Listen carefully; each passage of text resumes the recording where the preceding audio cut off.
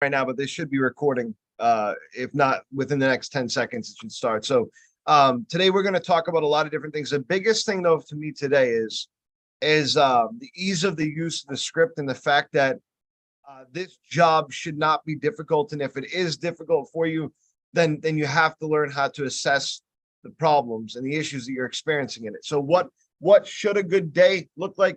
What should a good week look like? And what should a good month look like? And if we're not obtaining that, why are we not obtaining that? You know, it's a simple question, and it's something that I think that you don't want to take the wrong way. You know what I'm saying? It's not like the benefit of this company, I think, and the benefit of this department is that things like this, issues that you're having, are not called out without any heart or without any communication or care or anything like that. These are things that are very much addressed in a way that you should feel comfortable with.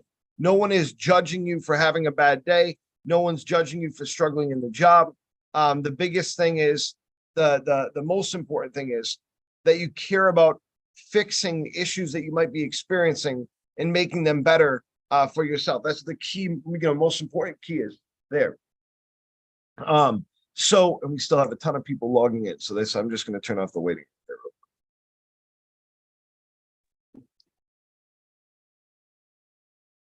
So I'm going to pull up a Microsoft Word document here real quick. I'm just going to take some notes as we go through. And my question is going to be for you guys as we go through this. What is the missing piece? If you're having trouble, which if you're here, it doesn't mean that you're necessarily having trouble, per se. It doesn't mean that we have different people here that have been here for different lengths of time that have different numbers. Some people that are in a fine place just want to improve a little bit. Some people that just want to make sure that they stay on the right path. And then we have other people that are struggling a bit, and that could be a new thing to them, or that could be something that's been happening for a while. And so people are in a different place here. What you're going to find today as we go through this stuff is that all of your issues that you're experiencing are relatively the same. There's not 40 different issues here. There's not 10 different problems. There's maybe two or three. There's maybe two or three things that need addressed that could fix entirely. What do I mean by fix? Because I don't want to, I know this girl, she always tells me I speak in negative terms. Even if I'm speaking about something positive, she's like, oh, you're always like, I'll call things like insane if I think they're good or something like that, right? So I don't want to speak about it in a negative context. We don't need to fix things, but how can we make improvements? How can we upgrade what we're doing, right? Let's start off with some goals, because I think it's important to be clear, because I was just having this conversation with Alex. He had asked me about, he said, hey, we're leaving early today because we got to go get permits, or we're going to a town that's a little bit farther away, which I have no problem with, of course. Why would I have a problem with it? It's great, right? I mean, it's great to be able to get more time out there knocking and stuff like that. But I said, okay, well, is everybody at 3 leads per day? And of course, I know the answer to that. I'm just being a dick. You know what I'm saying? But if I'm being honest, I know that not everybody's at 3 leads per day. And I don't expect everybody to be at 3 leads per day. But the question is how close can we drive to 3 leads per day? And that's the goal. So the goal is 3 leads per day,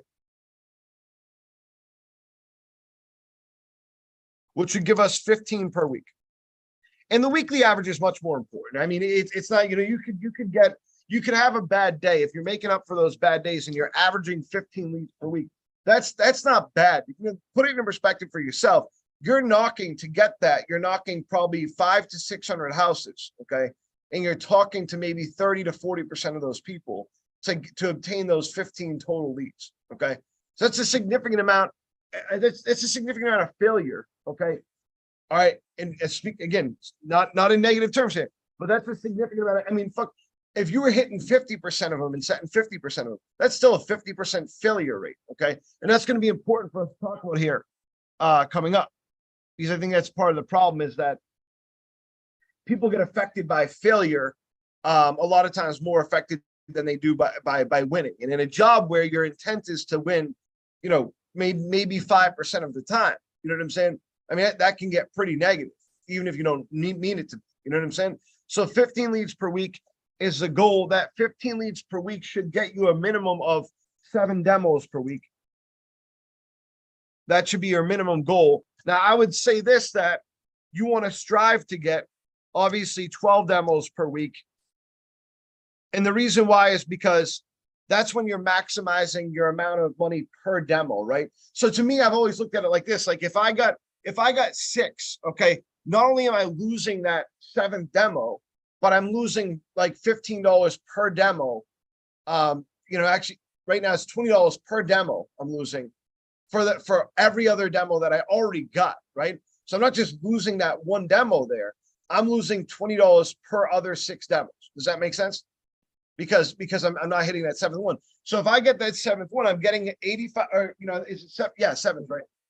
What's that? 60 to 80. No, it's 65 to 85. Yeah, yeah, yep. Yeah. But I'm questioning, is it 7 or 8 that starts at?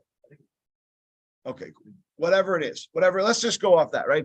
My commission's going from no, it's 8. My commission's going from 455 to 680.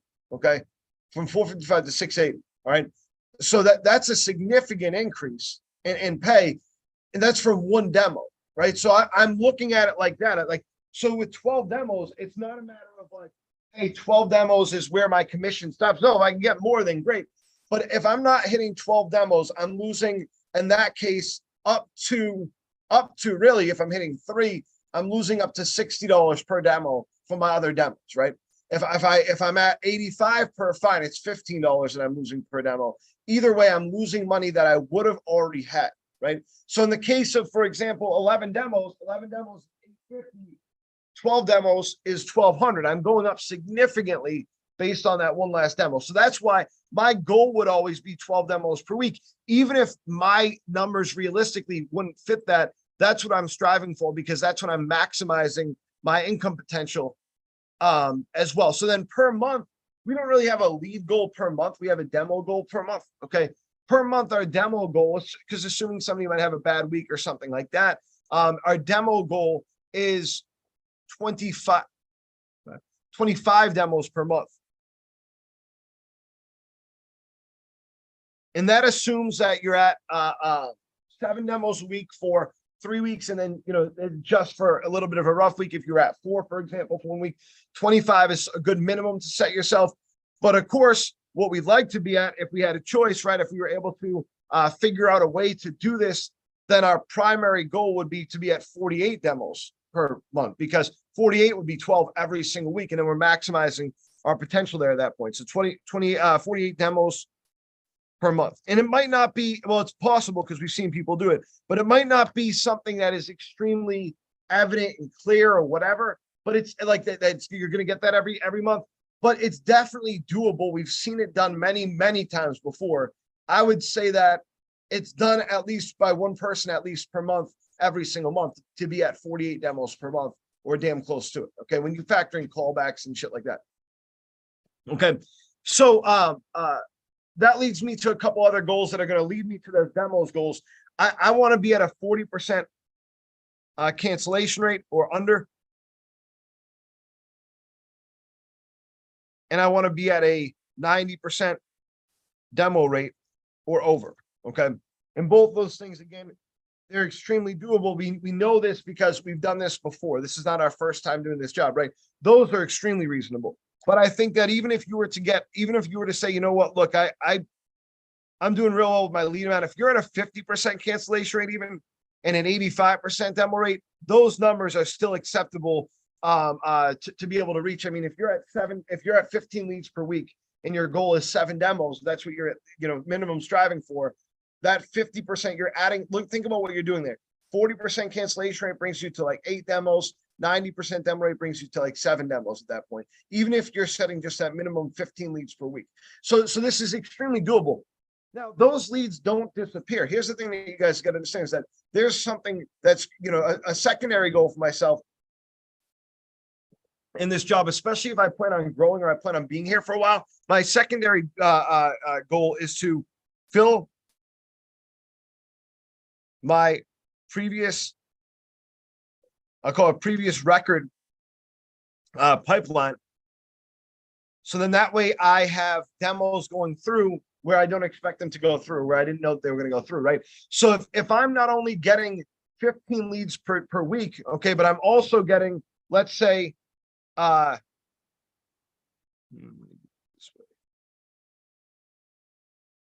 let's say I'm getting, 15 callbacks per week. Not that I'm setting, but that I'm just getting from people on the road. Those are pretty easy to get. Right? I'm filling up that system with those 15 callbacks per week. And then let's say that I'm leaving door hangers on every door like I should be. Again, that's not gonna add up to consistent production, but it's in there. And even if I have my cancellations, all of that stuff, they don't get ripped out of my name when they cancel. You know what I'm saying? All of that stuff is going to give you a pipeline of leads. So you don't need to be a 12 demo a week person to be a 12 demo a week person. You can be easily a 10 demo a week person and be at 12 demos every single week. Easily. You know what I'm saying? Think about this. Shannon Brandt, right? He's a great sales rep here. He's been here for a long time. He does extremely well. You guys have heard the name before. Shannon Brandt. Oh, you've seen him on leads and stuff. He closes at like 60, 65%. Okay. Now, a lot of people go, oh my God, like that's crazy. He's always top of leaderboards. He's been here for 26 years, 27 years. Okay. He has a lot of previous customers, He could live off repeat business alone and do perfectly fine. He would probably still be a top 10 sales rep if he just lived on previous customers and customer referrals, because he's good at asking for them and because he has such a huge customer base, because over the years he sold millions and millions of dollars worth of windows. I don't even know how many millions. My guess would be somewhere close to the 30 or 40 million dollars worth of windows range, somewhere around there. It's a lot of windows. You know what I'm saying? Because keep in mind, the window didn't cost the same back then, and it wasn't renewable by Anderson the entire time. So that's why I usually say that. Does that make sense? Any questions on that? On how that works? Okay. So we're filling this pipeline up. So think about it like this.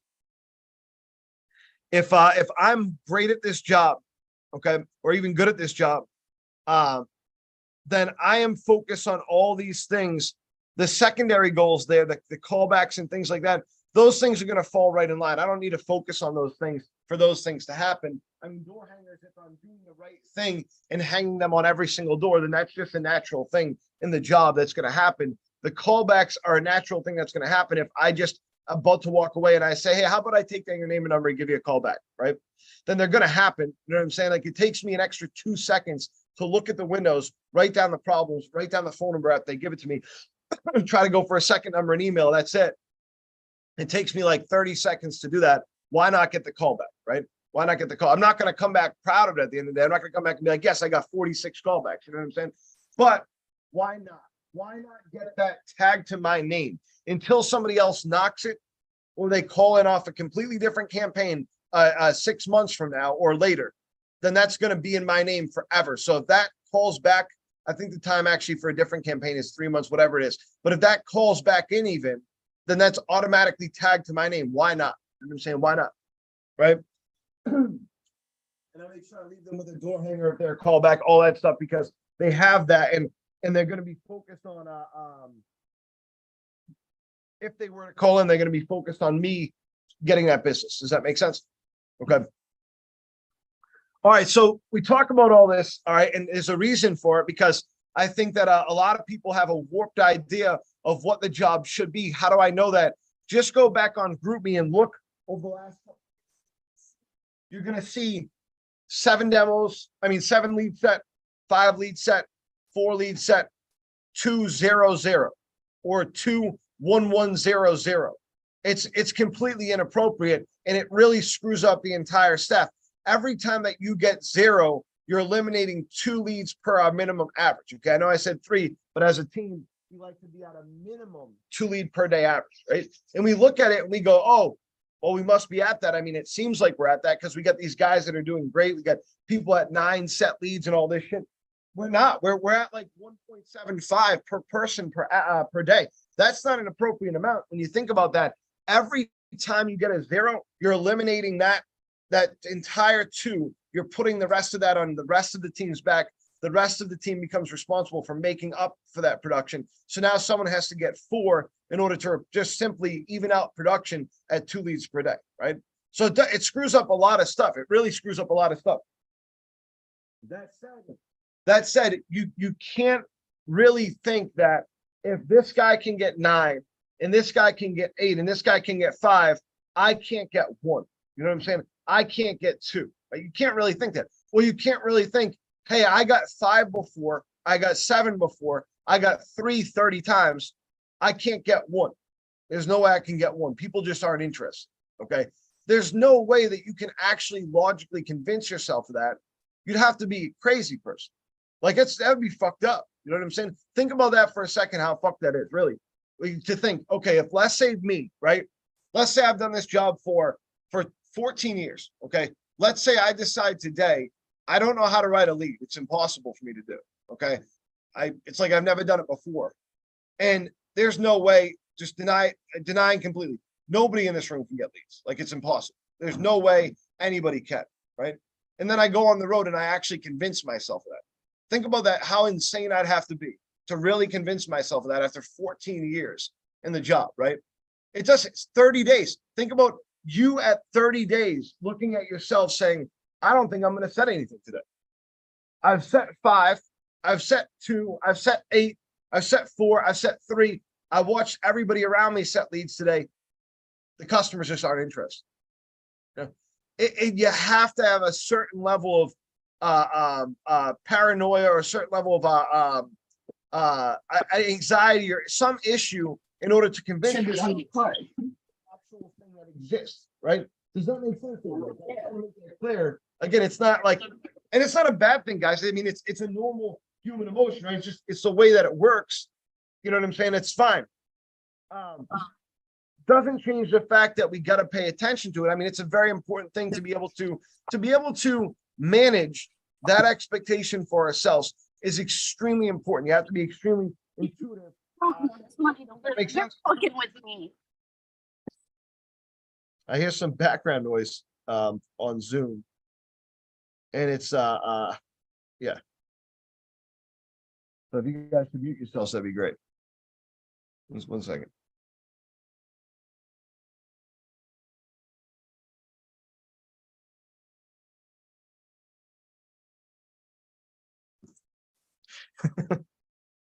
So we got to convince ourselves into a more positive mindset, guys.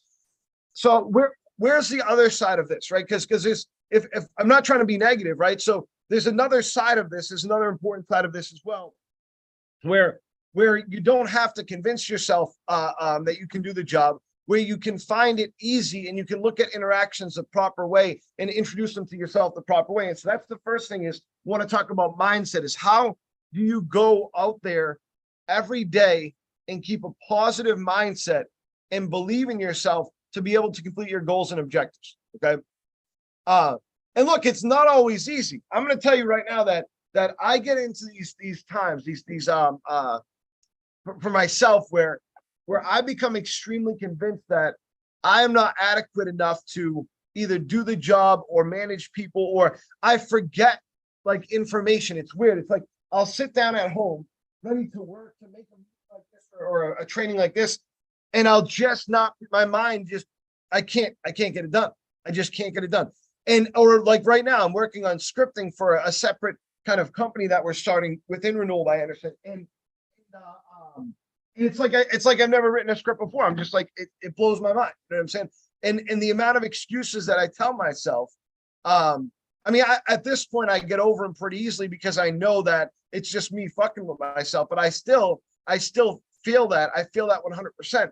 And so every time I'm going to sit down and do this stuff, I go, okay, let me focus on it. And I start and I get a couple lines in, and then I lose focus. And then 2 hours later, I have nothing done. You know what I'm saying? So on the road, think about it kind of the same way, guys. If you you're on the road, so you might not be focusing. You might be, but you might not be focusing specifically on another thing. But I mean, you're focused on a different objective. Okay, like your mindset has you in a place that you can't complete what you want to complete. So you're going out there on the road and you're thinking actively, I don't know if, at best, I don't know if I'm going to get leads today. I'm not sure, right? Think about this for a second. Who thinks that when they go on the road? I'm not sure if I'm going to get leads today. Okay, all right. So there's one person that will admit that, right? Because if I look at the group me, then I can tell you right now, there's a lot of people that are at below where they want to be at. Okay. All right, Anthony. And you're someone that I'm sure before convinced every day I'm getting leads. Right? Exactly. Um, a lot of people probably try not to think about it too. So it makes sense. A lot of people just don't, their mind's sort of blank towards it. So something is happening though for people that are not getting that 3 lead per day average, especially if you have before that, starting here, beginning of the day or whatever, something is happening to cause that mindset to take over by, 2 o'clock or whenever you start knocking your first door. Whether you actively believe it or not, whether you actively feel it or not, something is happening to cause that, because no one is showing up here every day going, I don't give a shit and I'm not trying. You know what I'm saying? Like I refuse to believe that, because it would be a shitty job to not try it. Like you're out there talking to customers all day.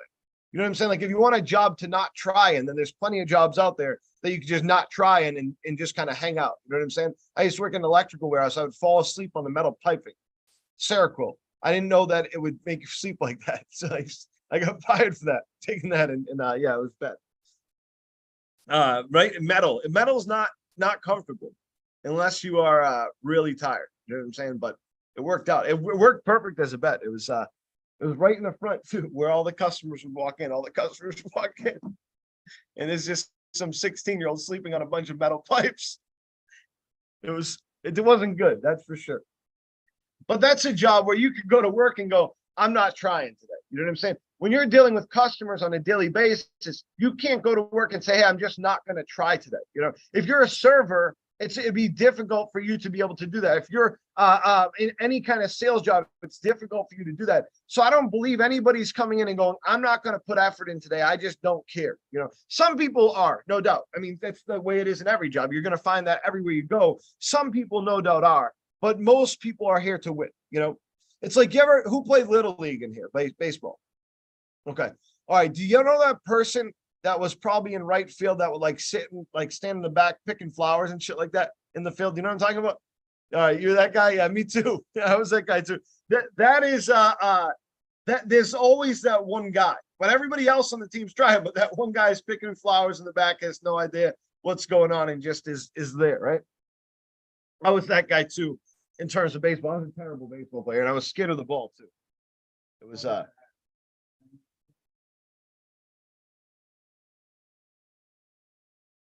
really. Were you all right? I stuck my tongue out one time at somebody, at a pitcher, and they got really pissed, and it turned into a big fight. And the funny thing was, I didn't mean to stick my tongue out at him. I was totally not focused on that. I don't know what I was thinking or whatever, but I didn't stick. What's that? That was it. Yeah, that was it. Yeah. They actually considered bringing out a tea for me at one point. Yeah, that's and see what you're doing. Yeah, it's something that and listen, the flowers gotta be picked at some point. Right? And that's something that I don't think people understand, is that someone's gotta do that job too. So, but hey, I guess the best of us, yeah, the best of us. So someone's got to do it. So if you weren't getting it done, who would have, right? All right, so continuing on here. So how do we change that mindset from the beginning of the day? All right, and the first thing is got to be, you got to have the confidence that you have the information. You have to have the confidence in training.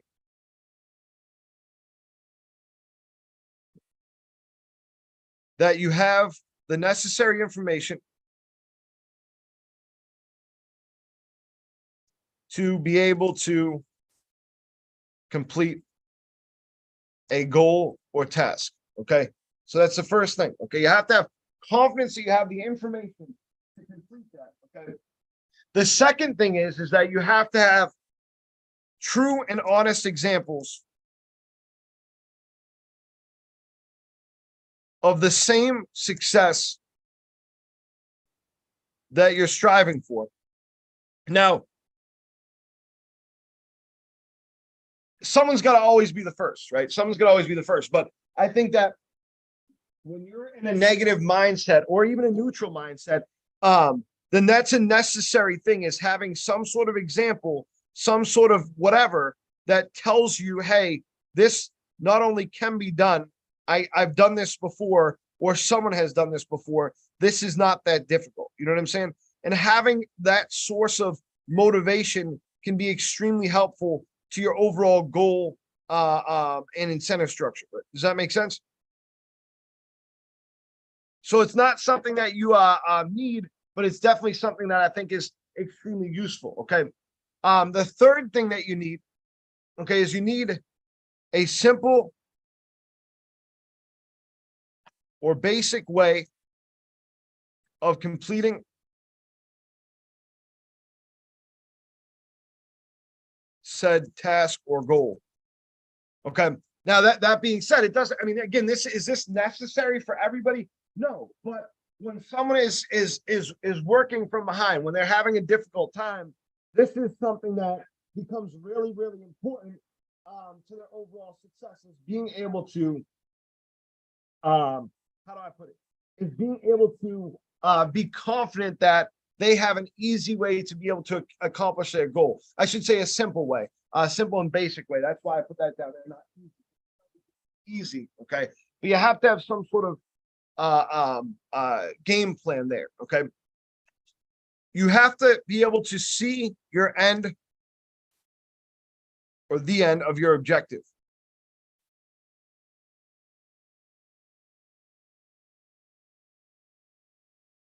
And then you have to karate chop your mindset and tell it to shut the fuck up.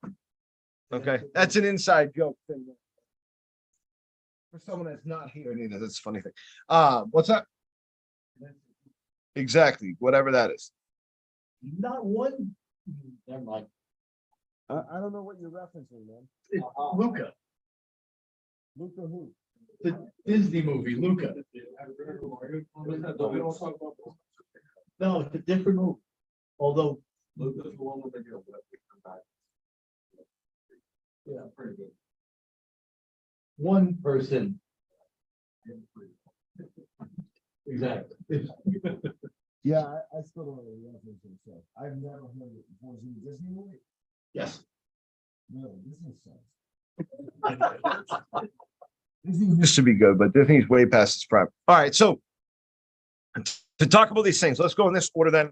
All right, the first order that we're going to go into, you know, and you also need commitment too. I think that's the last thing that we'll put down here is we need to have some sort of commitment level.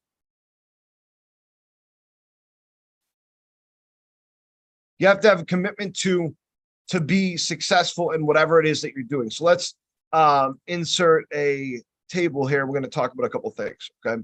So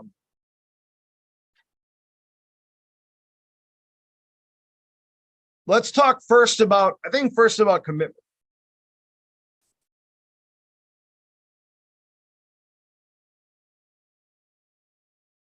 All right. So everybody should have a piece of paper, or you should have some sort of anything that you can write down goals and stuff like that.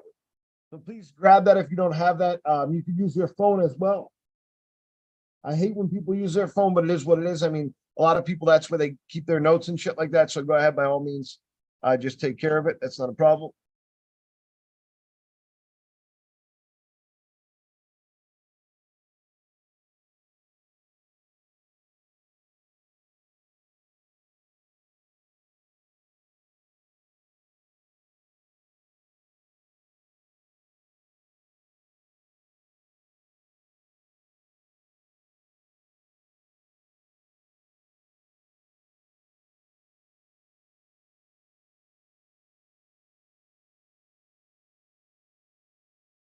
Okay. All right. So commitment level. So can you guys do me a favor real quick? All right. And I need you to just write down, I'm going to put instructions in here too, in case anybody's watching this after. Okay. Write down every reason that you can think of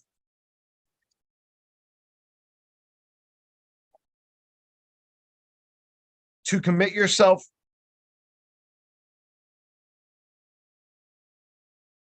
to this job, and to the company, and to your team. Okay. Every reason, all right, that you can think of, let's say 30 seconds, every reason. Okay. Is it family? Is it growth? Do you want to grow in the company? Is it fun? Is it, you want drinking money? I don't know. I don't really care what it is, but just what is every single reason that you need to commit to a job like this? All right, 30 seconds.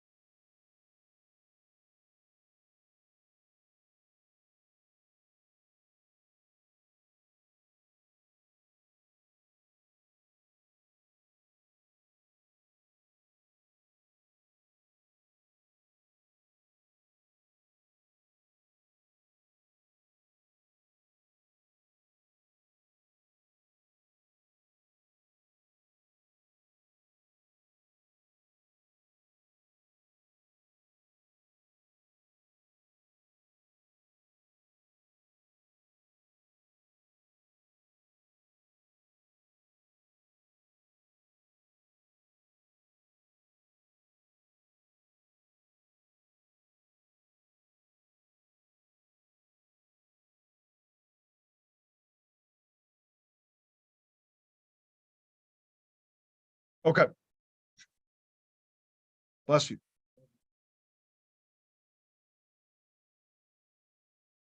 Sound like you're using the singing voice for that one. Yeah. Yeah. Is it good? Does it sound good? She sucks. You picked like the worst person. Christina Aguilera, you couldn't pick anybody better than that. There's like a million other better people than that. Literally. Anybody. I mean, it'd be pretty easy for me to name 5. I can look through my phone if anything. Any member of Destiny's Child, okay? To any member. I'm pretty sure Left Eye from TLC could do a better job now, being dead for 20 years, than Christina Aguilera. Britney Spears, of course. What's that? Okay. This is not a good argument. You're not going to win. All right. Anyways, Alex is nuts, but past that. So I hopefully wrote down some of these reasons, guys. And again, you got to understand commitment. Okay. There's a lot of people will say, well, I want to commit to growth. There's a lot of people that want to grow. I understand what it takes. I mean, I'm glad that it's not the way it was when I first started. When I first started, there was no growth, even into team lead roles. They would hire people with management experience. I was the first person to be hired into a team lead role from the company, like not from outside the company, whatever. The first person, brought all of the roles by Anderson, which at the time was like 5 officers, but still. And I was the first person to be hired into that role. There was no sales reps. You could not grow into sales. You could not grow into any other position at all. Even team lead again was something that wasn't offered until that point. Now you have a full range of opportunity that you can grow into, and a lot easier. Okay, like this. Think about this. Like my role now. Okay, directing this department. When I first started in this role in Philadelphia, I was on the road for the first 7 years of my job total. Okay. So 5 years or so of it, maybe 4 years or so of it was down in Philadelphia. I was on the road almost every single day for that first 7 years of time. Okay. 7 years. It's a lot of experience that you're able to get from that. But that commitment level was worth it, well worth it, especially for someone like myself that got kicked out of high school. Unless you can guarantee yourself a minimum of 150,000 or more per year, minimum. Okay. Then any level, then you should have full commitment to this job. If you can't guarantee yourself $150,000 a year or more from whatever job you decide that you go do after this, then you definitely should be committing yourself to this job. Even if you change that commitment later, it's an easy way to build a career where you're making at least $150,000 a year. It's an easy way to. Easy path. What do I mean by that? What do I mean by easy path? I mean, at worst, 5 years. At worst, 5 years. You know, it's all about what you do, of course. It's production based, of course, but the opportunity is there. You know, 5 years. If you do everything right, I guess then, you know, it depends on what you want to go into and stuff like that. And for some people, money's not the only important thing, but commitment level is extremely important. So think about this: you're getting a good company culture, a great company culture with a lot of opportunities, but also with an income earning potential of you know, an endless potential. But I would say that the top probably 5, 6 people in the company are making you know, over $500,000 a year. You know what I'm saying?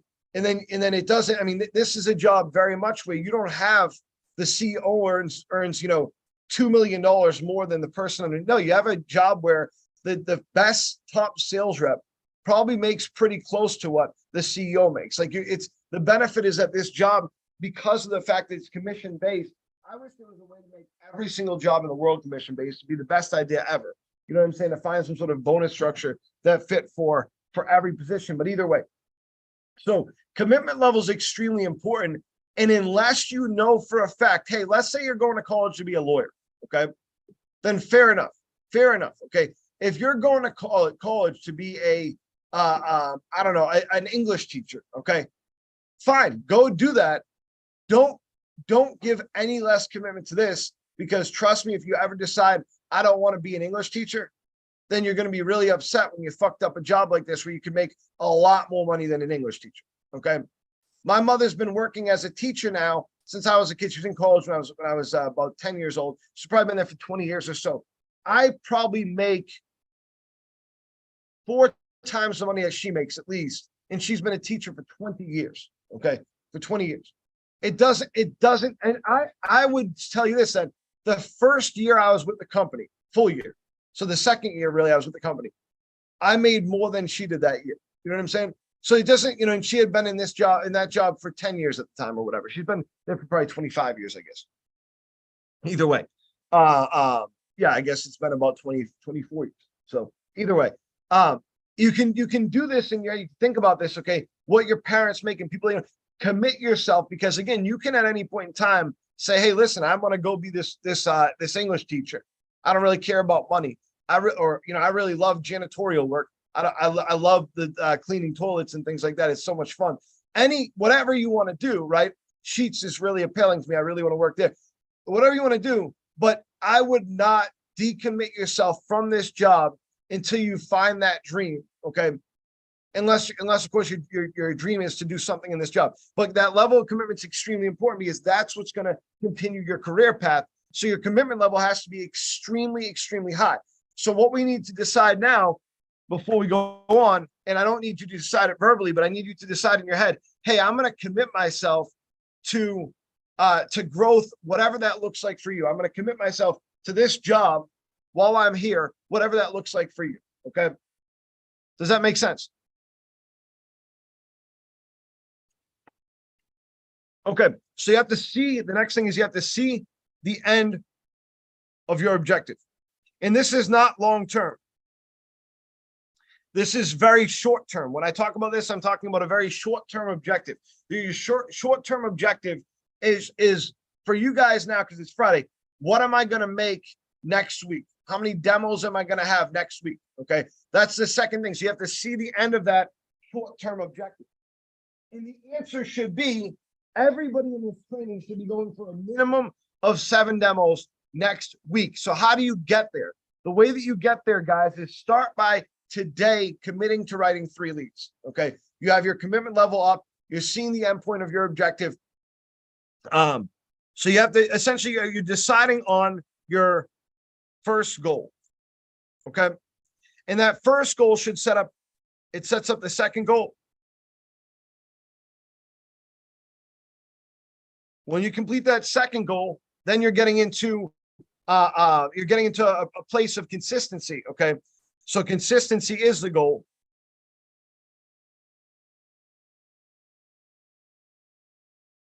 And then finally, you can focus on the rest of your life. So at that point, when you've built a level of consistency, setting goals matters, but it doesn't matter as much. Especially being very specific doesn't matter as much. Once you reach that level of consistency where you're used to succeeding over and over and over again. It's a competitive balance for yourself. You're used to doing well over and over and over again. Okay. But you got to see the end point of your objective. You can't see yourself write 7 demos for next week, right? As a short-term objective, then there's a problem in that way of thinking. That's not hard. A lot of people in this job can go get that right now, today for next week. 7 leads for next week. It's Friday. A lot of people can finish out this week strong, get a couple in for this week, and get 5 for next week. Okay. That cancellation happens. It's an easy way. Right now, if you get 3 leads per day from now on to next Thursday, okay, you will be at, if you have a reasonable cancellation, even just reasonable, you'll be at 7 demos next week. Okay. So once you see the end point of the objective, it becomes easy. All right. Let me see. Commitment has to exist. We've gone over. See the end point of your objective. We've gone over. Okay. Next is honest examples of success. Okay. Now you could easily pick out a million different people here. Okay. But I'm not going to pick out people. I'm going to pick out things that have happened in the job. Okay. This year we're having our record year. This year, 2023 is a record year for us. 2022 was also a record year.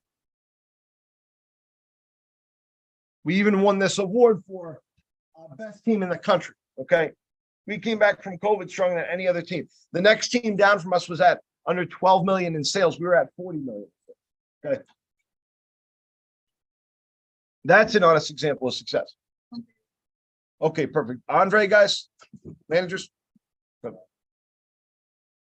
Okay, so that success, guys, it comes from someone. And you might go, well, what does that have to do with me seeing an example for success?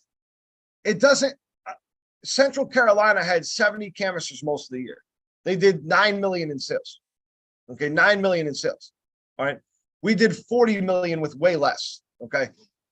Individuals completing their objectives and goals is what led us to that $40 million and is what's heading us right now towards 57 million in sales.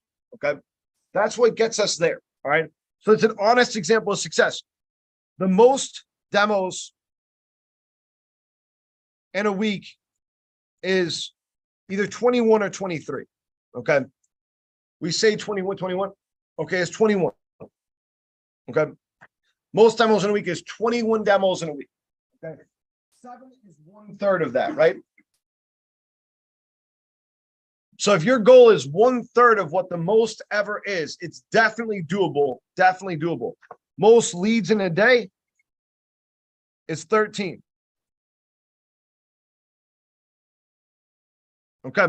So 3 is pretty palatable. If you can get 13, you can get 3. Okay.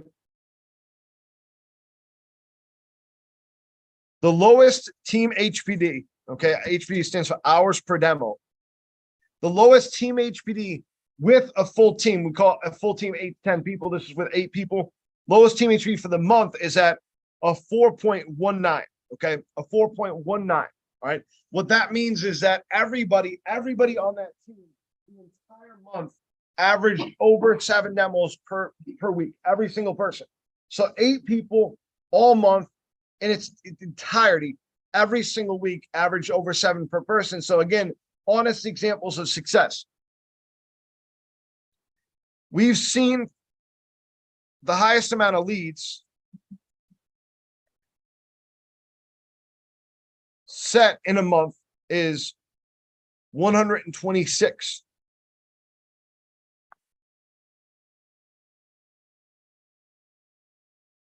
Okay. And that person ended the month with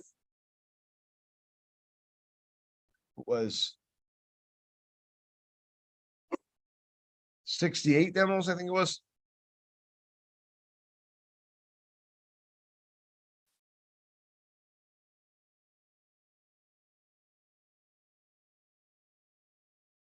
Okay.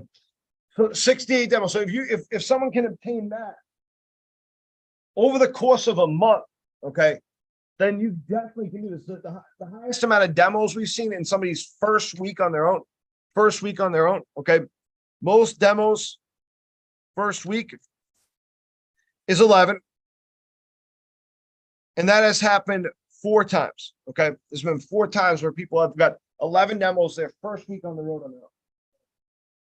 So my point is, guys, is that there's plenty of honest samples of success. You can look on your own team. You can look at your own numbers. Okay. And you could say, hey, I've gotten X amount of leads before. All right. Whatever that is. I was looking at them today. I'm sitting there going, man, there are so many fucking people that are in this department right now that are averaging less than 1 lead per day. Some of them that I've seen average well over 3 leads per day, that I've seen get 30 demos for the month. There's no reason for this whatsoever. When I say so many, I mean, even if it's 4 or 5, that's a lot. We can fix that. Easy fix that. Okay. So the next thing that and I'm not going to put this in our little graph I'm making, but like I said about the mindset thing, you got to tell your mind, you have to tell your mind to just shut the fuck up. You can't you can't go out there and be negative and not believe in yourself. You can't go out there and not believe in your team. You can't go out there and not give a shit. Okay. Yeah. Got to tell your mind, hey, I'm responsible for this.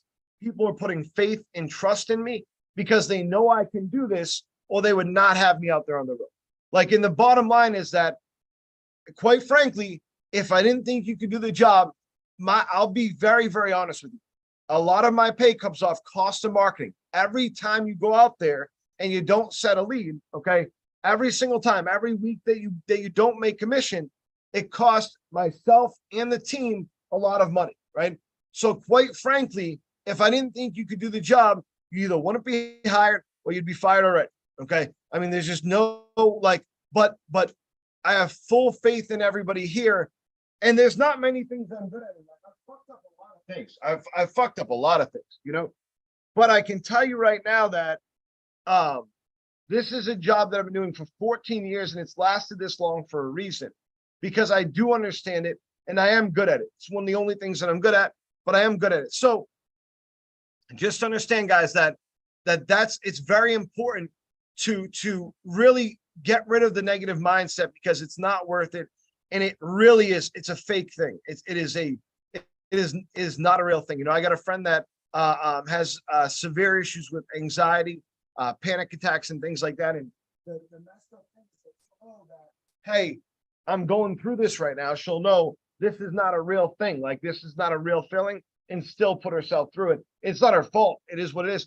You can make a choice. You don't have to put yourself through that. You can control your mindset. So that leads me to, there's 2 final things. Okay. And the one that we're going to go through now, which is the actual training portion, that is what leads to the last one. Okay. So we're going to take a quick 5-minute break. Okay. Just 5-minute breather. And then we're going to start going through the actual training. Okay. The actual training portion of this, which is the most important part. So we'll give 5 minutes and then we'll get started on that. And that's going to be the simple and basic, easy way of completing this task or goal. Okay, so 5 minutes. I'm going to mute this and stop.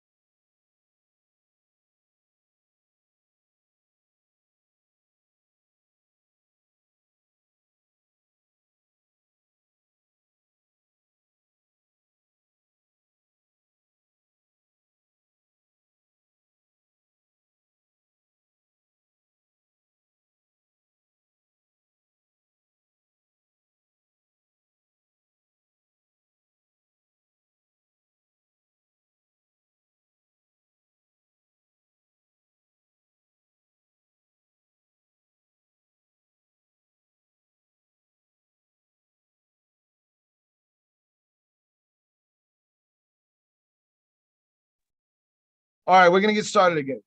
So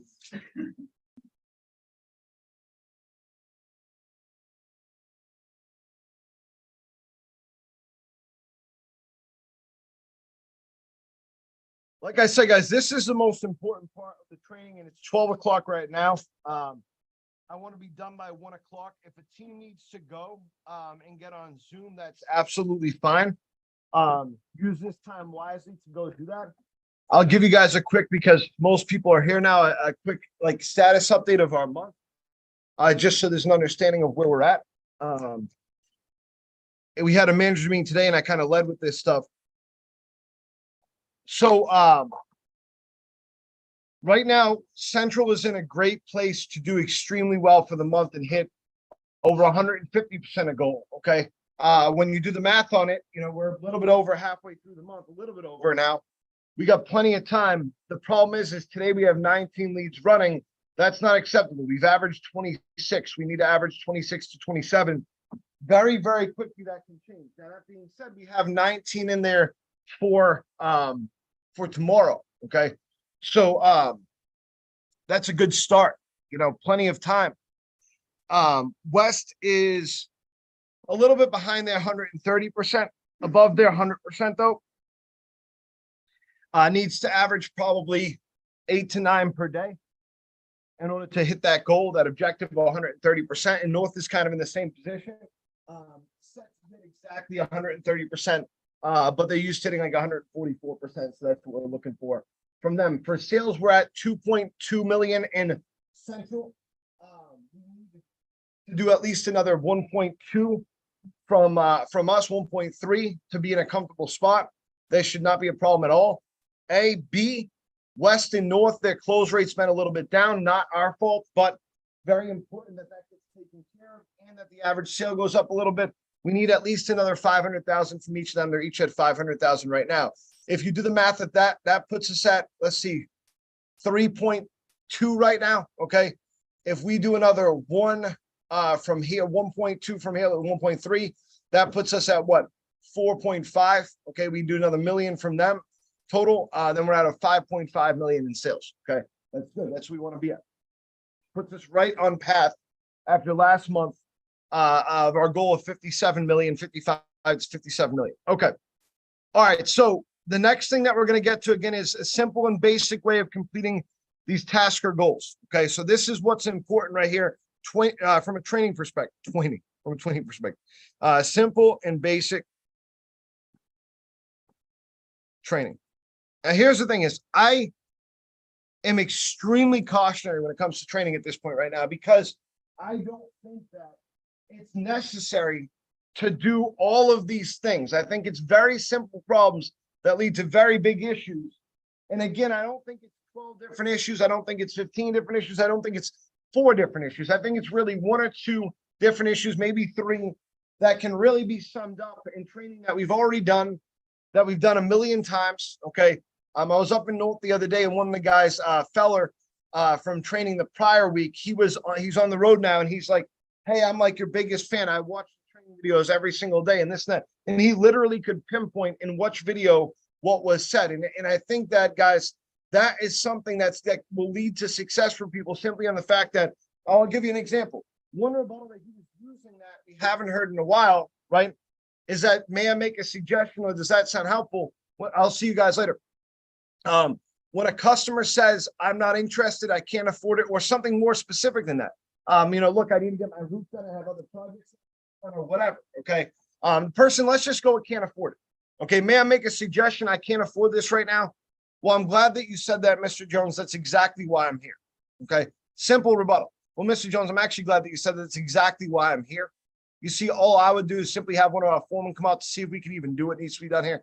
Find out what you like. If it can't be a service to you. Okay. So just think about that verbiage. I'm glad you said that. That's exactly why I am here. Okay. Simple. All right. And you want to come off the right way with this. Okay. You know, like, oh, I'm glad you have no money. You know what I'm saying? No, Mr. Jones, I'm glad that you said that. That's exactly why I'm here, actually. Okay. See, all I would do is simply have one of our foremen come out to see if we can even do what needs to be done here. We'd find out what you like. If we can't be a service to you, we'd be glad to recommend someone else who can. Assume that we can help you. We'll just show you the windows, how they're installed, and then we'll leave you with a free price quote. That way, when you're ready, you'll have all the information necessary. Now, does that sound helpful? Okay. So it sounds so simple, and it is so simple. But here's the thing, guys. Think from a customer perspective, okay? If I'm that customer, I can't disagree with you, okay? You're putting me in a place where you're eliminating the objection. And we talked about this before, eliminating the objection, okay? When I agree with you, said that's actually exactly why I'm here, right? And I'm enthusiastic and everything, right? The customer theoretically can't go, oh, well, no, like I said, I really can't afford it. All you need to say is, oh, yeah, like I said, so that's exactly why I'm here. You know what I'm saying? Like literally, you could just follow up with that, you know? You're showing that you're listening to the customer, you know, oh, Mr. Jones, I'm actually glad you told me that. That's exactly why I'm here, right?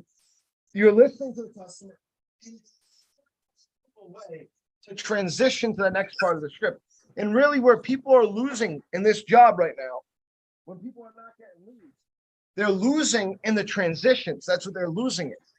And this solves a transition problem because that's where you're losing is you're losing in the transitions. It's easy for anybody to see that, right?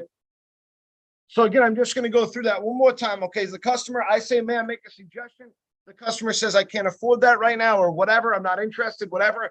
Well, Mr. Jones, I'm actually really glad that you said that. That's exactly why I'm here. You see, all I would do is simply have somebody come out, take a look at your windows, see how we can help you, leave you with a free price quote. That way, when you're ready, at least have the information set aside. Now, I'm sure that at least sounds helpful to you, right? And if the customer followed up with, oh, no, like I said, I don't have the money right now. Oh, yeah, no, of course. Sir. Like I said, I mean, that's exactly why I'm here because the goal of the visit is just to go over your options, answer any questions that you have, and then, of course, leave you with a free price quote that's good for 1 full year. So then you can call us back whenever you're ready. Now, I have your last name here is Jones. What's your first? It's simple. It's basic.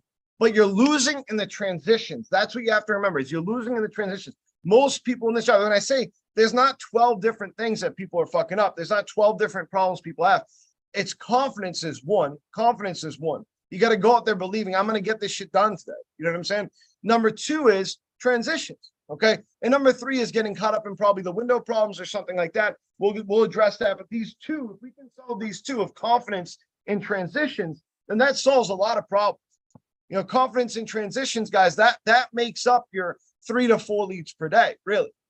When you think about it, how close you might have gotten with some customers, it's very, very easy. Confidence and transitions. Make sense? Like I said, I mean, you can karate chop mindset with that, right? And tell it to shut the fuck up.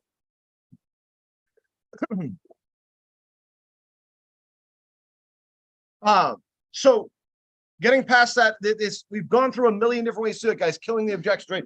The second way is agreeing with the customer, you know, so that's kind of the same thing, right? When you can agree with the customer, if the customer gives you especially a specific objection, okay, then agree with them on it. So if the customer says to you, you know, look, I need to get my roof done first, okay? Oh, I'm glad that you said that the roof is way more important than the windows, you know? Remember, agree with the customer, okay? So create agreement, and this is with anything. Create agreement whenever you can. I should say wherever you can. So look, that means a couple things. That means if you ask the customer, hey, how many windows do you have that are drafty?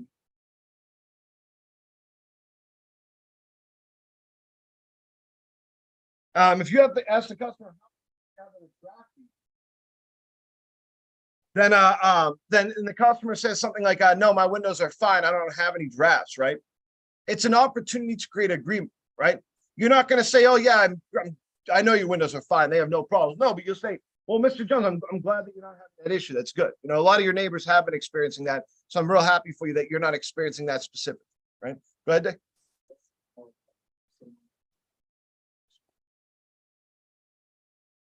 Yes. One second.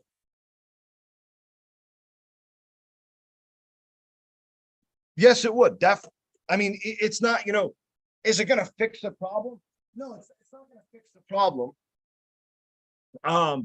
But it's what it does is it creates opportunity for you to be able to point out what you see. Okay. So picture, for example, you get started in this window problem conversation. You're asking some questions about, let's say the windows being hard to open and close and them being drafty. The customer's like, no, they're fine. no, my windows are good, then if I say something to that customer, like, well, look, I'm happy for you that you're not experiencing those problems. Most of your neighbors are experiencing those issues. And I'm glad that you're not yet. That's good. I mean, that would be extremely uncomfortable if you had to, right? Now, Mr. Jones, one thing I did want to point out before I go, though, that I definitely did notice was there is some mold growing in the corners and edge of these windows, and that's very common with windows like this. And it creates the opportunity for you to be able to get into what you see, right? Because at the end of the day, again, in the window problems, you have to take control. It doesn't matter if you get 17 window problems. It matters if you take control of that section. Does that make sense? Okay. So if you're able to take control, put that customer in a place where you're on like a level place with them. They're happy, you're happy. Then you're able to show them what problems exist. Weep holes, for example, right? The weep holes in the windows. Okay. And how that can help grow mold in the windows.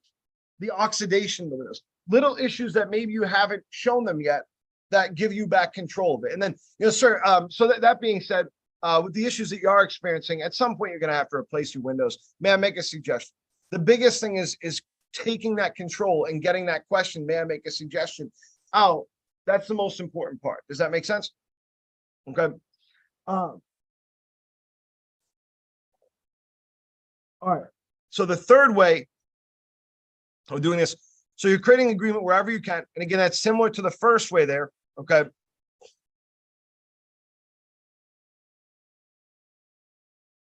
just going to put the scripting down here.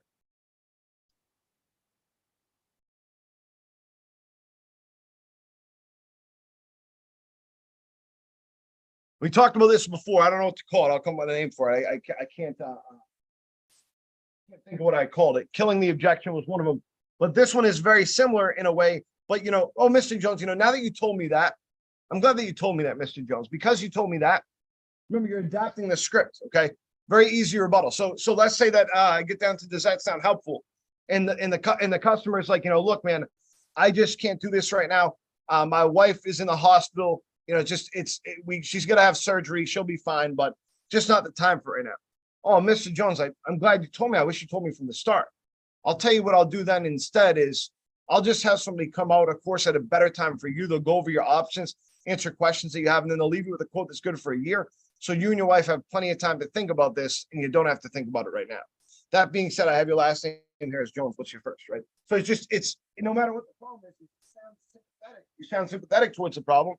But you're also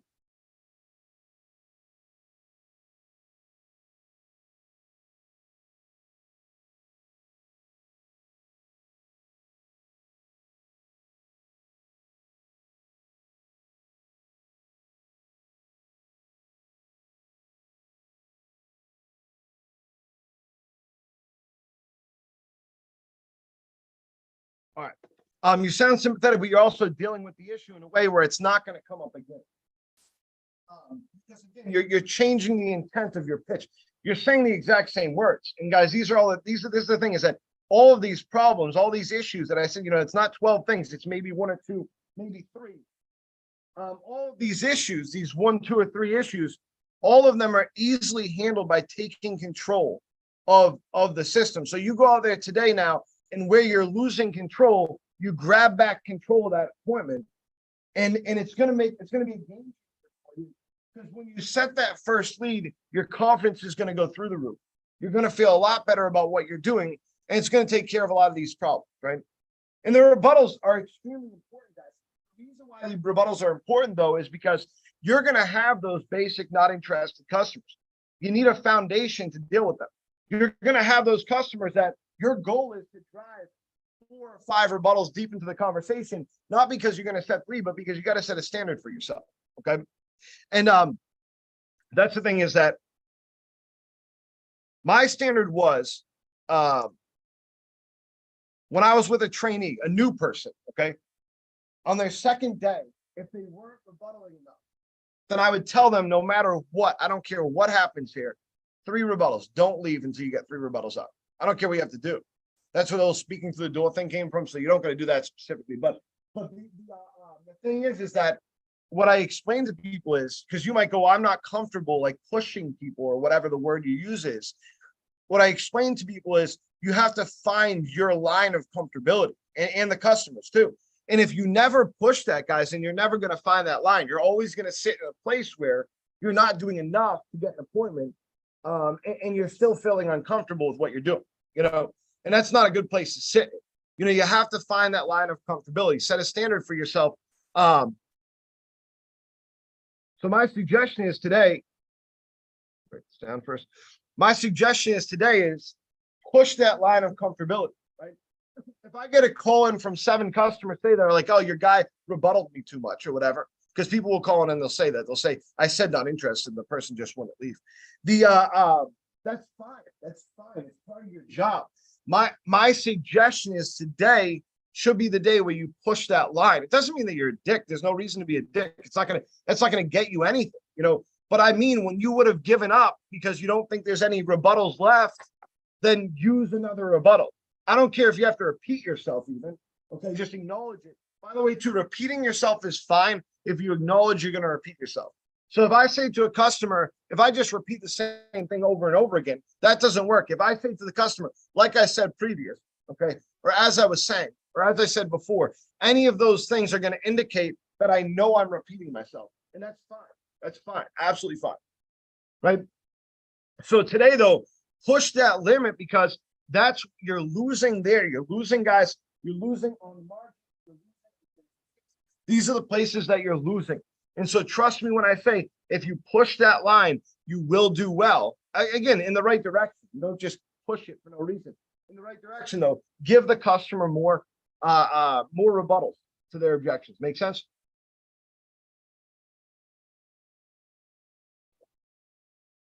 Okay. Any questions on that so far? No? Okay. Part of this too, guys, is preserving your rebuttals. Okay. If you're giving the customer all of the rebuttals in the beginning, let's say that the customer is starting, you're starting, and the customer starts with their objections right in the beginning, and your first rebuttal to their objection is, well, I didn't expect to catch you on the day that you're ready to replace your windows. We're getting ahead of ourselves. And your second is, well, very few of our customers have money put aside for new windows. That's why we have special programs to make this more affordable, but we're getting ahead of ourselves, or whatever. Okay. You're exhausting all of your rebuttals by the time you get down to the value of the visit, and you feel like you have nothing left to say, right? Well, what if you're in a world where your first rebuttal is, I'm glad you said that. Well, your first rebuttal is kind of ignoring it. Okay, sir, well, I'll be quick here. Your second rebuttal is, well, I'm glad that you said that. That's exactly why I'm here. And then your third rebuttal is, oh, well, Mr. Jones, now that you put it that way, and then doing the script. What that does, guys, is it preserves every rebuttal you have. You're now down past the value of the visit. And if the customer goes with something like, I can't afford it, you can say, well, very few of our customers have money put aside for new windows. That's why I have special programs to make this more affordable. Well, that's why we have special programs to make this more affordable. But so we're getting ahead of ourselves because the quote is locked in for a full year. So you have plenty of time to decide. Now, again, I have your last name. You can use that in its proper place instead of right in the beginning of the pitch or losing comfortability right away. Okay. Does that make sense? So think about that for a second, right? I'm going up to a customer's door. What's different for me today? What is different for me today than it was yesterday? Why am I going to today get 3 leads today? Okay. Or 4 leads today, or more, 5 leads today. The first thing is I have an understanding of my commitment. Okay. So my commitment is to my family. My commitment is to my loved ones. My commitment is to myself. My commitment is to my drinking buddies. It doesn't fucking matter what your commitment is to. Your commitment is to growth. As long as you've committed yourself and to be successful here, because if you did not, it's not the job for you. Okay. Second, you see the end goal. You see it right now. You see, hey, 7 demos next week is my goal. I want to make 7 demos my minimum. Okay. And next week is the week I'm going to start that. Okay, so today I need to get 3 leads minimum. Okay, so you've decided now on your goal. You're setting up your second goal. You're creating your consistency. Okay, but it starts today. So that's what's different for you today. And then you're remembering, guys, these examples of success. 2023 is a record year. We're about to set another record month. We do the right thing the next couple days, and we're going to be on a record pace for a record August. Okay? Last August we had 4.5 million. We'll be on pace to hit 6 million if we do the right thing this August. Okay. 2022 was a record year. The most demos in a week is 21. The most leads in a day is 13. The lowest team HPD for a month is 4.19. Highest amount of leads set in a month is 126. Highest amount of demos is 68. I might be wrong there. It might be 86, but it's one of the two. Most demos in the first week is 11, and that's happened 4 times. So if you're looking for 7, okay, in the first week, most demos in the first week, I'm sorry, where somebody just started, okay? So you have the examples of success in front of you. All this should give you confidence, okay? Now you have these simple, basic training techniques that you can use, and we're going to go through more, that you can use to preserve your rebuttals, to create a standard for yourself, to be able to push a little bit more, to be able to get more scripting out, okay? And so finally, again, that last thing is you're going to karate chop your mindset, because all this stuff is going to lead to one thing, guys, and that's going to lead to the fact that you have confidence, that you have the necessary information to be able to complete your goal. All right. And that's what's going to be different today about today than it was yesterday. Okay. Yesterday, you might not have had that confidence. Today, you're going to leave here with that confidence today to be able to complete that goal. And if you're not confident in that, then I promise you, I will answer whatever questions to make you confident in that.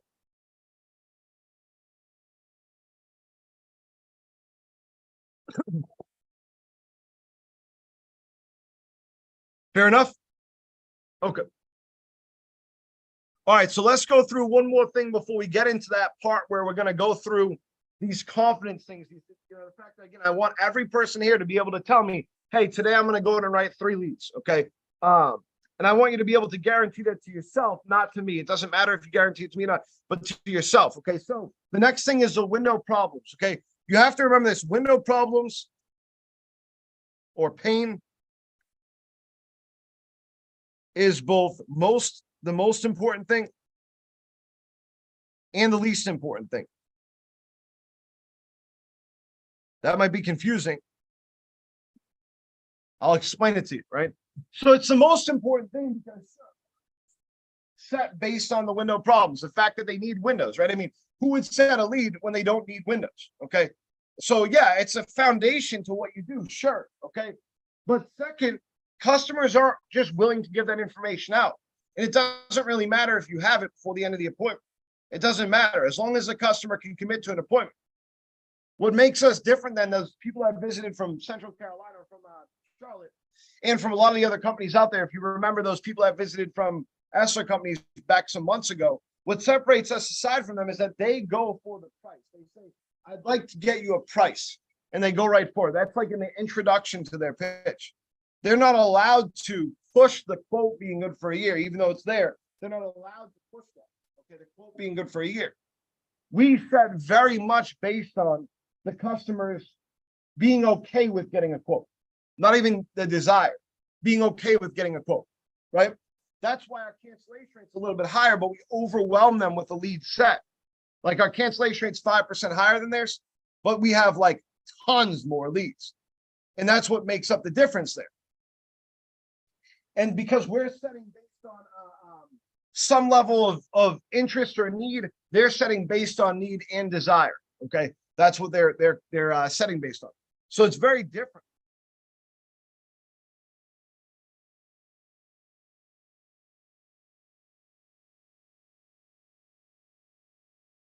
And that's fine. That's good. It's good for us. About what we do and how we do it. Okay. That being said, we need to know how to handle this part. Okay. So first thing is, this should be you should, in your mind, you should not have specific questions that you ask at each house. You should have a specific way of looking at it, like an order of how you ask the problems or how you tell the problem. Okay. And that order should go like this. The things you see. Okay. And then that should be the things that they lead to.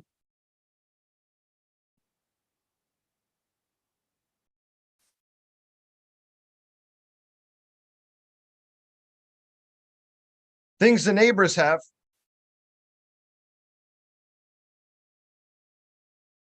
Okay. And then problems based on type of windows. And then back to things that you see if you need to. Okay. So what I mean by this is picture this. Okay. So I'm starting off with, Mr. Jones. Hi, good afternoon. My name is Paul Duffy. Mr. Jones. Hi, Mr. Jones. I'm with Renewal by Anderson. We just did some work for Mrs. Smith on 123 Main Street. The reason why I'm here is because it looked like you had the original vinyl windows. How long have you lived in the home? I've been here for 10 years, but I'm not doing anything with the windows. Of course not, sir. I just want to point out a couple things I noticed here. Okay. First, walking up, sir, it looked like you had, my guess is these are the original vinyl windows then, right? Based on what the other neighbors have. Yeah, I think they are. I'm not sure. Okay. The reason why I point that out, sir, is because it looked like there was some issues with mold in the windows here, at least in the front. Is that the same on the back, or is it just in the front here like that? I haven't really noticed it before, to be honest with you. It's just not something that I pay attention to. Okay. Yeah, a lot of people don't notice that, sir, until it's too late. You see, there's these two little holes here at the bottom of your windows. They're on almost every vinyl window. It's the drainage mechanism for vinyl windows. If the mold's growing up here, it's definitely growing inside that window. Okay, that's these drainage systems don't work properly. That's why you see this. That's why that's happening. Okay, does that make sense, sir? Yeah, I mean, but I haven't really noticed a problem or anything like that. No, and sir, you wouldn't notice that. Probably paying very close attention to your windows. That being said, vinyl over time begins to oxidize and break down. Okay, over a short period of time, your neighbors have been experiencing a lot of issues with drafts. I'll go here first, and they'll start to warp and break down. That's why you see this powder substance on your windows, and that's the reason why they're warping a little bit as well. Now, most of your neighbors have experienced drafts in the home. Would you say you've experienced more of a draft or just a little bit of hot and cold spots? No, I haven't really experienced any of that. The windows seem pretty tight. I mean, I keep the heat on and the cool air on or whatever, but I mean, the windows seem fine, Okay, well, I'm glad that you haven't noticed that, sir. At least it's just an energy efficiency issue and not a comfort issue. So that's good at least. Okay. Now, a lot of your neighbors too, what they've been experiencing because of warping and because the fact these windows are older is they become very difficult to open and close. I'm not going to go through the whole two-finger thing. Like, I'm not going to do that. Okay. We know my thoughts on that. I think it's fucking dumb. Okay. But sir, that experience, they have a difficult experience opening and closing the windows. Would you say that's more of an issue on the front of the home or the back of the home? We don't open them very often. You hear that a lot, right? We don't open them very often. I mean, we got central air, so there's really no reason to open the windows. Okay, good. Well, I'm glad that you don't have to experience this. Right? Most people, a lot of your neighbors said that it's good to have the airflow into the house and whatnot. You guys live in a pretty good area here. A lot of trees, very nice. That being said, sir, I get a little weird with the trees there, but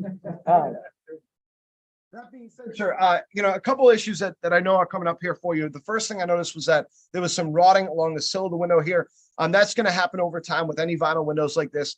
Like I said, there is a bit of warping in the windows too. That's why you see what we call glass impaction in the front three windows up here. The reason why that exists, sir, is because the material starts to warp and it actually bends the glass. That's why you're experiencing that problem. That being said, you're eventually going to have to do something with these windows. May I make a suggestion? Okay. So I'm taking control of the conversation at that point because the customer's not answering my questions. Okay. So I'm not going to just let it go, whatever. But I'm not going to sit there and just ask question after question and die over and over again in those questions. I'm just going to take control, show them what I see, even if it's just a couple basic things. Now understand the window that I'm picturing in my head is a fine looking window. Right? There's just basic problems, maybe a little bit of mold, little bit of rotting. There's not much there. But even with that, okay, let's say that there's gaps in the windows. Okay, you see that often where it's like a little bit warped, and that's an easy sell like that. Okay, I take control. I say what I have to say. Now that person's probably going to respond with a, yeah, but like I said, we don't need windows right now, and we really can't afford new windows anyways. Well, Mr. Jones, I'm glad that you said that. That's actually exactly why I'm here. You see, what I would do is just have somebody come up to assess the problems for you. They could actually check the energy efficiency here and see where you're losing energy. If they're fine, if we can't be a service to you, then great. We just recommend someone else who can. But if we can help you, then we'll leave you with a free price quote. That way, down the line, we at least have the information set aside. Now, I'm sure that'd be at least helpful to you, sir. I mean, not right now. I mean, maybe down the line or whatever. But we got a lot of other projects going on, so it's not something we're touching in the near future at all. Oh, okay. Mr. Jones, I'm glad you told me that. That's something, what I can do instead then, given that you have a lot of projects coming up, is just send somebody out to go over your options, answer any questions that you might have, and then leave you with a quote that's good for a year. That way you have the information set aside down the line whenever you're ready. You can give us a call back. I have your last name here as Jones. What's your first, right? So it's a very simple and basic transition. It's not difficult to do. And you're not exhausting your rebuttal. So if that person comes back to me and says, look, I just can't afford this right now, then I can say to that person again, very few of our customers have money to decide, sir. That's why we actually have special programs to make this more affordable. Well, like I said, I'm getting ahead of myself because that's why they come out here and just go over your options and leave you with a free quote. Now, I have your, like I said, I have your name as Mr. Jones. What's your phone number? Okay. Or you can say, now I have your address as 123 Main Street. What's your cell phone number? Okay. All right. But it's the transitions what's important there. Okay. Does that make sense to everybody? Any questions of it? So this stuff, guys, it's got to be super fucking basic, right? Super basic.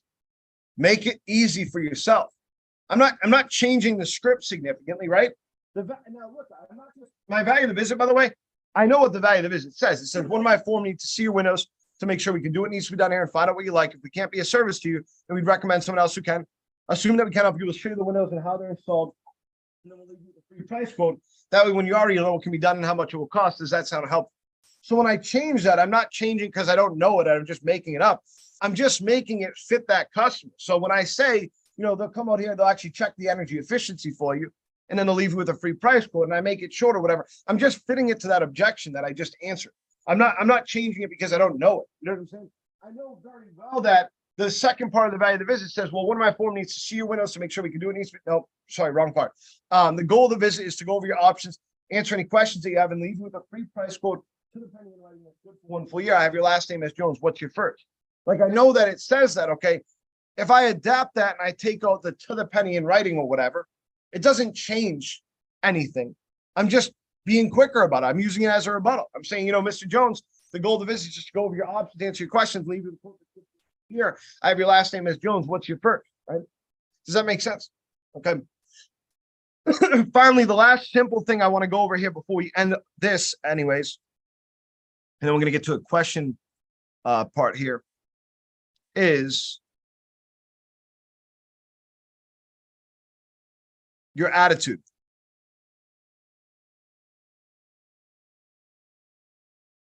The way you carry yourself. That's what's going to get a lot of this done, guys. I mean, the thing is that you can't have anxiety about customers in a way that it makes it so you are incapable of dealing with things.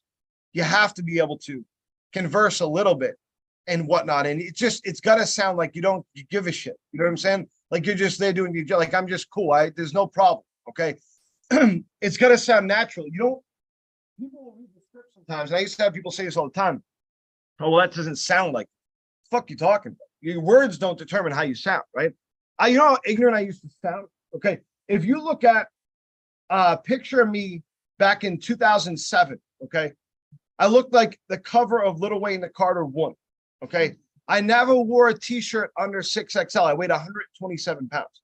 127 pounds, okay? I looked ridiculous. My t-shirts were down to my knee. Different style back then. You weren't around back then, man. You guys, you wear tight clothes now, don't you guys, Chase? Yeah? You young people? Who's under 25 in here? Okay. Wow, we're way outnumbered. We're way outnumbered. So you guys all wear tight clothes then? Chase, do you wear tight clothes? Yeah. Spencer out in the call center. Have you ever seen his clothes? He's ridiculous, man. He cuts his pants to where they're like Daisy Dukes. It's the most ridiculous thing I've ever seen in my life. Yeah, it's bad. It's weird, man. It's weird. See, no, back then, every teenager wore very baggy clothes. You guys ever hear of Jinko jeans? Who's heard Jinko jeans?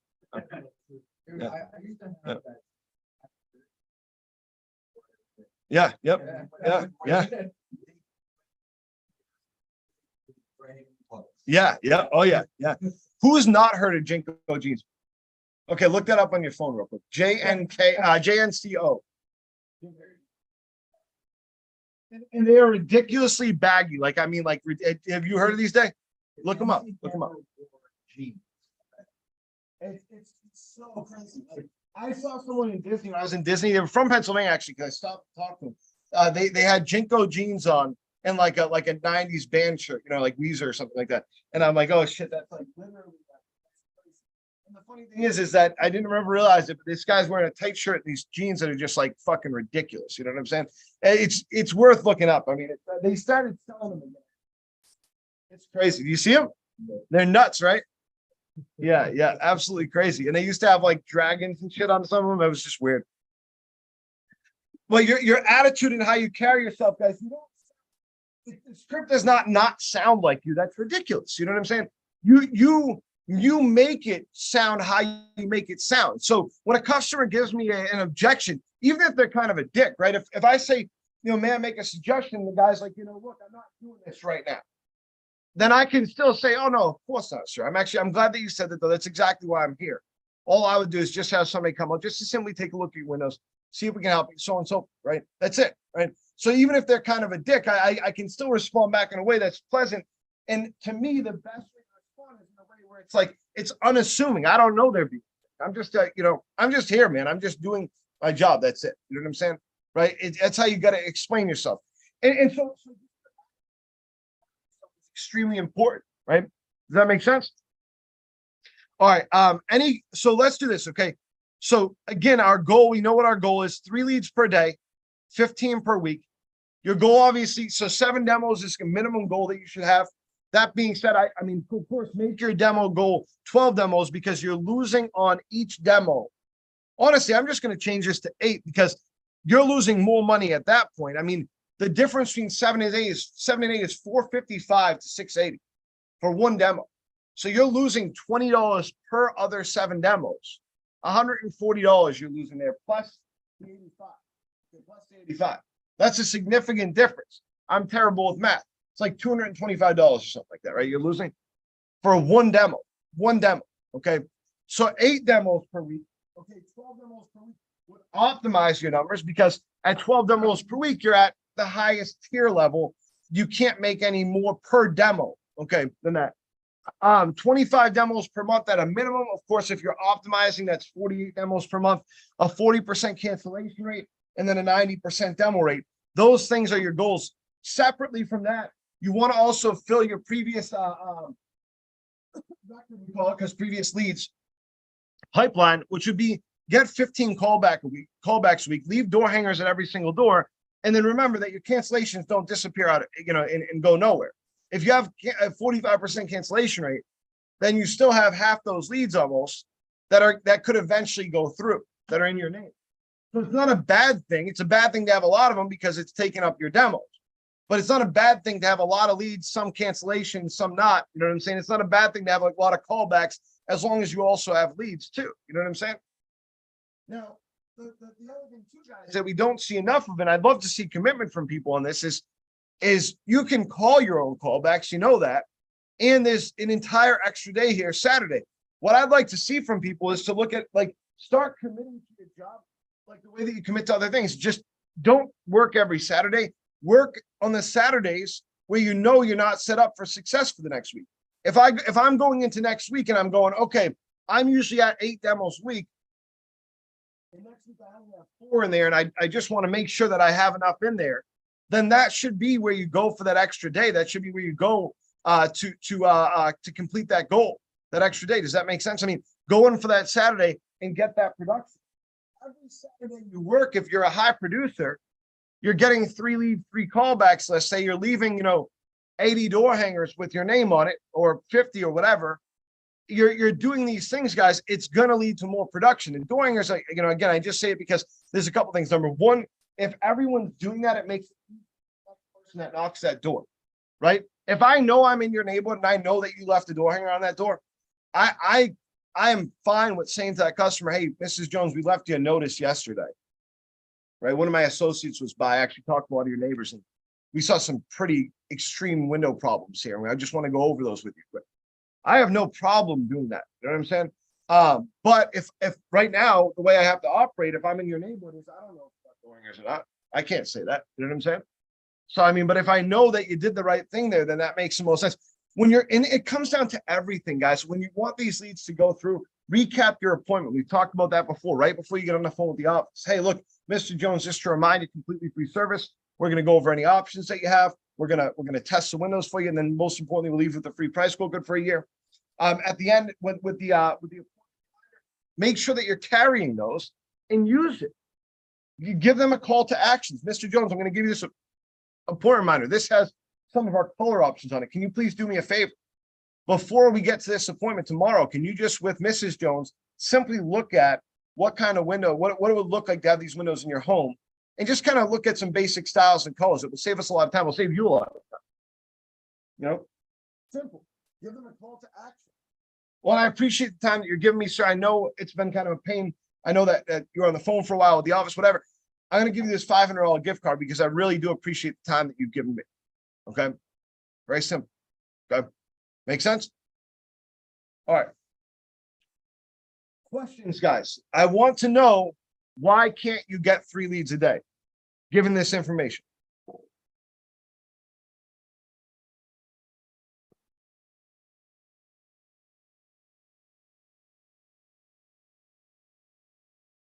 Doesn't exactly like relate to that, but if you're in a neighborhood where you get a ton of people not answering the phone, how do you keep your head up throughout that? So think about what you just asked, right? It's certainly an impossible question. I don't know. You just do, right? I mean, it's not you're because the key there is that there's a thing that's unavoidable, right? That you can't change. Okay. And to me, I look at in life, it's very important to put things in perspective and to control what you can control, right? If you go through life, and I have a friend that goes through this a lot. His name's Dennis. He goes through this a lot. That if you let things that are not in your control impact you, right? You're gonna have a pretty difficult life, right? So like for example, and then I hate to, it's pretty deep, I guess, but like death, for example, right? I can't control. Obviously, at some point in time, I'm going to lose people in my life, right? I've lost my grandparents. I've lost a lot of my friends. At some point in time, I'm going to lose my parents. Like, these things are going to happen, right? And I have anxiety about it. I remember being a kid and being up at night, like really worried about my parents, losing my parents. Okay, as a young kid, it's kind of morbid, but being like 6 years old and being like, oh my God, like realizing death exists, right? What I realize now as an adult is there's a lot of things I can't control in life. And if I let those things control me, then it ends up fucking up the things I can control, right? So like if I go to a bunch of not homes, right, that I can't control, okay, that there's nothing I can do about, and I get into a negative mindset, then it's not just me being negative at those not homes, it's going to carry over into the next houses, right? So you're going to eventually talk to people. It's going to happen. And use the time wisely. If you feel like you're achieving something while you're doing this, then it makes it a lot more palatable.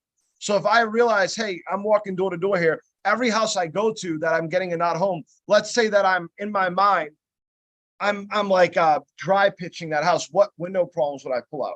What would I say in a window problem conversation here, right? Then I'm getting something out of that house either way, right? I'm getting that experience out of that house either way. So I would try something like that where you're identifying window issues. And so instead of having something that you can't control affect you negatively, you're having something that you can control affect you positively. Make sense? Yeah. Right. It's good. It's easy practice. And if you get to go back to a house, right, later on, knockbacks or something like that, or if it's just really bad and you're like, you really want to go back there, then you're going to already have it in your mind exactly what you would have said at that house. It makes it really easy for you to do that job. Make sense? Okay. What other questions, guys? Again, think about this, right? Because the expectation is 3 leads per day.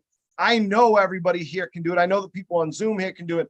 But what if it's not for these things here, what else would cause you to not be able to set those 3 leads today?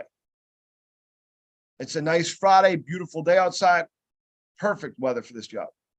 Go ahead, Brady.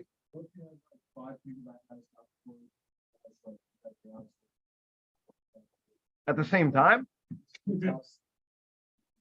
I mean, I think that you're going into the day with a negative mindset at that point, if that's what you think is going to happen at all in a neighborhood, because it happens maybe 1 out of every couple hundred neighborhoods you go to, that you're going to run into something like that. So I think that the first thing is that if you're speaking on an experience that maybe one or two people in the room have gone through in their entire career here, and that's what you're basing whether or not you can get 3 leads off of, then you're starting off in a negative place.